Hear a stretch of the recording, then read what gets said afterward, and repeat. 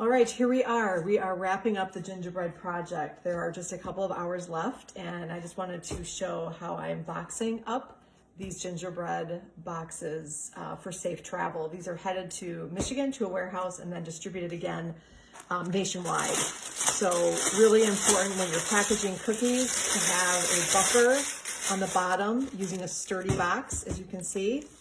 We're also including a parchment piece for their placemat, which also provides a little bit of extra cushion. I have a couple of pieces, the roof, we've got the door and the back wall. Again, cushioning, very important. So putting another piece of wax paper between, food serve safe paper. These cookies, as I discussed before, it's a really good recipe. It's sturdy, they're soft to the bite, they're delicious. So I think once these folks make this gingerbread, this is probably going to be one of a million gingerbread cookies that people actually eat when they're done. So continuing on, another piece of parchment. We've got all their little accessories, a little easel, 2 accessory pieces for the roof, 2 little gingerbread guys, and this is the back of the easel. So really fun way to display the pieces. I heat seal them and put them in the package. You're probably wondering where my ingredient label is. It is on the back of the box.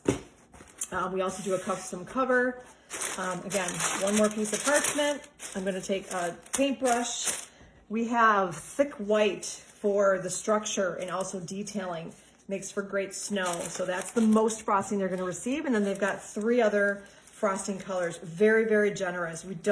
They will not need to go through all this frosting, but didn't want to cut anybody short with not having enough. So now for the fixings. We have 3 candies.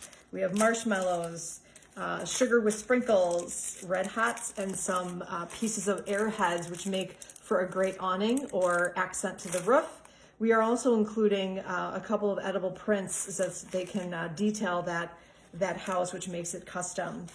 We've got some royal icing transfers, some wreaths. So you can see I'm laying all the pieces on the tops. We also have 2 candy sticks, and okay if these break. These are a little fragile, but I found a place where they will be really safe for shipping. It's right here at the edge of the box where the cover is going to be double thickness. So right here seems to be a good place for those candy sticks. Again, before I close up that box, I'm going to take 5 pieces, crumple them up, and then also take one more of a larger sheet, which is a little thicker, and I'm going to cushion that up.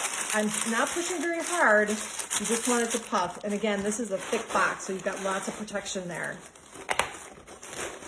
Snug everything in there nicely. Close up the top. We will tape this with some packing tape, and it is ready to go. And I'm shaking it. There's no movement whatsoever. So that's how you safely package up a gingerbread kit for safe travel. Thanks for watching. See you again soon. Bye-bye.